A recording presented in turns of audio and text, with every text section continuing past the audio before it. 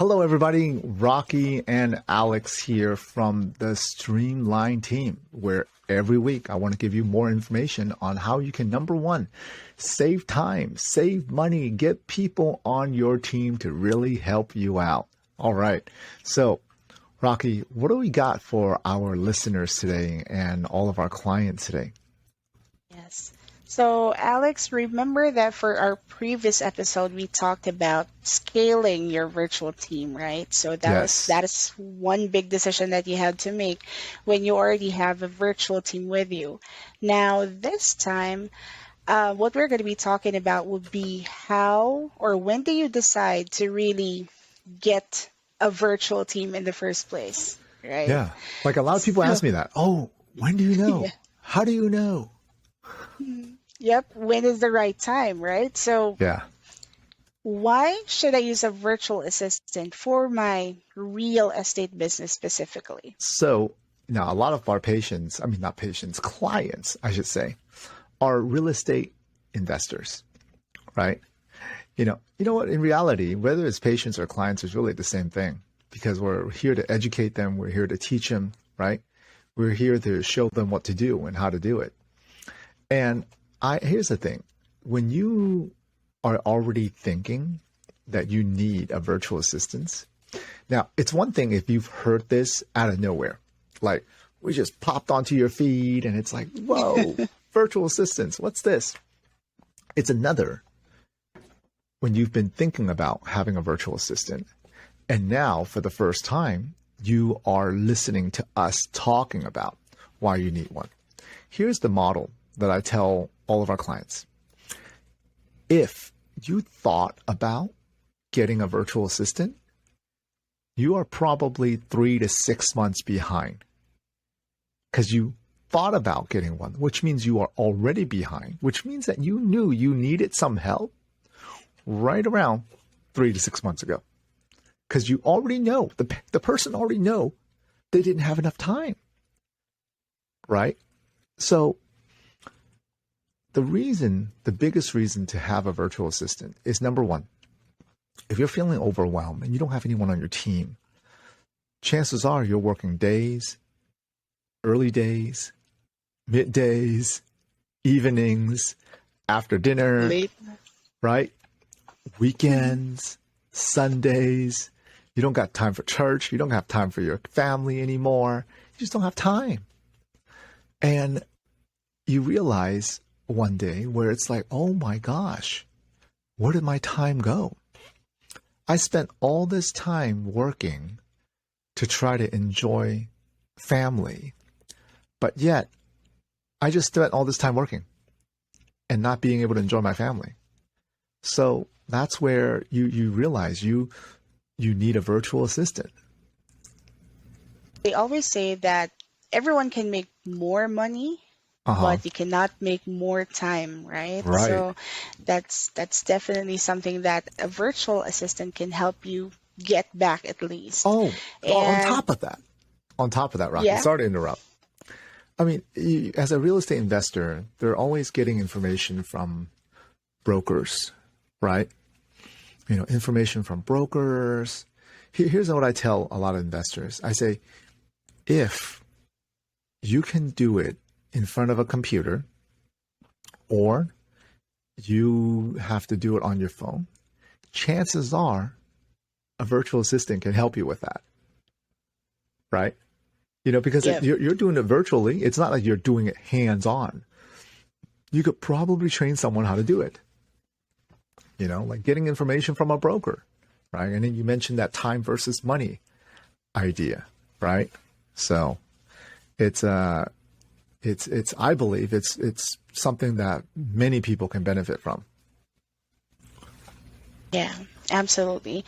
And just to clarify, getting a virtual assistant doesn't really mean that you're gonna wear less hats, Hmm. but rather big or wear the bigger hats, right? Or the most important hats on your business. So that's definitely something that a virtual assistant can help you with. Right. Now, should everyone hire a virtual assistant? I mean, is it really for everyone? Well, it depends. It depends where you're at in your cycle of business, there's always a talk about money versus time, but time is money, right? It's one or the other. When you first start off a business, Right. if you don't have as much money, you have all the time in the world. Now you go ahead and start doing things. But there's come to a point where you have more money than you have time, and you realize, oh my God, my time could be so much better spent making money or being more productive versus whichever task that you can potentially delegate. It's like, for example, calling brokers, right? Calling brokers, getting operating memorandum, people call it the OM, the T12, the trailing 12 months, right, of expenses, the rent rolls. You don't necessarily have to get it from the broker yourself. A virtual assistant can actually make those calls and get them for you, you see? And then at the end of the day, of course, it's got to financially make sense, right? It's got to be worth your while. And that's the key thing, you know? And one of the key things is you got to measure KPIs. People always ask us what KPIs are, right? So what do the KPIs stand for, Rocky? That's key performance. I forgot the letter Indicator. I. Indicators there. We used to call it key performance metrics Uh-huh. in corporate, Yeah. so I forgot the KPMs. letter I. No, it's KPIs. And everyone talks about KPIs. Yeah. I think those words, they just change it up on us once in a while just to keep us on our toes, right? But you know, you measure KPIs, and I always think that what metrics should you measure? It really depends. What's going to help benefit your business the most, right? What's a business? What's a business? A business is something that has to be able to monetarily earn money, right? So what are the top things that you have to do as a real estate investor to make money? Number one, you got to have deal flow, right? You got to be able to analyze deals. There's a saying, Bill Ham, one of our coaches in Jake and Gino, talks about it all the time. You have to analyze at least 80 deals to find a deal. See, now his motto is nothing's a deal until they prove me that it's a deal. It's one of those everybody's guilty until they prove me that they're not type things, right? So that's a KPI that people should look at. What's another thing? Another thing is getting known, getting your face out there in front of people, right? That's where social media comes in. You know, the more posts that you do, the more relevant posts that you do. It's like the videos that we're making right now. You see, the more relevant it is to people, the better it is. And also connecting with others, getting on networking calls. Do you have time to scour the World Wide Web and LinkedIn and everything just to find people to talk to? Not necessarily, but your virtual assistant can help you with that, right? They can get onto your social media, schedule calls, and all the different things for you, right? And that's the key thing on what people should be looking into and doing. All right. hmm Yeah, with the 80-1 ratio, imagine if you're alone and you have to do everything. Like, that's crazy. Yeah, So, there's no and way. how many deals do you have? Or how many deals do you have to close in a month, right? Right. So, definitely a virtual assistant can help you with that. Now, um, let's talk about the things that a virtual assistant can actually help you with when it comes to, growing your business. What are some tasks that, a virtual assistant can do for you? Well, if you look at just what we talked about, right? Contacting brokers. Here's how we've used VAs, virtual assistants, to contact brokers. They can look on LoopNet or Crexi, and then they have a Google Voice phone that they can dial, right? And then from there, reach out to the broker, email the broker, and now you're getting the OMs, you're getting the T12s, you can do some preliminary underwriting, right? To see if the debt service ratio, to see if the deal actually works out. What's the expense per unit? And you can find out, is the unit over expensing for what it is? Is there an operating problem? Is there an opportunity, right, to take down this property? Lead generation. and go on social media and get you leads, schedule calls for you so that you don't have to scour the web and schedule calls. Your VA can figure out the Calendly, the schedule, and everything, and figure that out. And then contacting other real estate investors as well, but also taking on phones. Let's say you're a real estate investor and you've got tenants that are looking for you, right?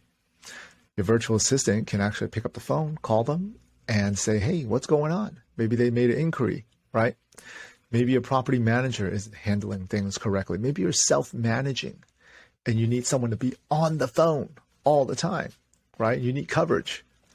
And that's where a virtual assistant, there's so many things. I always say the question becomes, what can a virtual assistant not do? Right? They could do the books for you, the QuickBooks, figure out the charges, then you just got to confirm everything's correct. Right. And this is on top of, being an administrative assistant for yourself, Right. right? So there's the possibilities are actually endless, as long, just like what you said, as long as you yourself can do it in front of a computer or on your phone, a virtual assistant can do that too. Absolutely. All right. Okay. So now that you know what you can do with a virtual assistant to help you scale your business, and thank you, Alex, for giving us all that Of course. information. If you still don't know where to find the virtual assistant, we are going to go ahead and put a link below so that you can reach out to us. Feel free to message us on Facebook or on YouTube, right? So that we can help you and guide you on how you can start building your virtual Yeah. assistant And on team. top of that, we'll include our Calendly link where people can schedule a call with me and sit down to see if a virtual assistant is right for them. Absolutely. All right. Well, thank you very much, Alex, again for your time, and I hope you enjoy the rest Thank of you the so much, day. Rocky. Bye-bye now.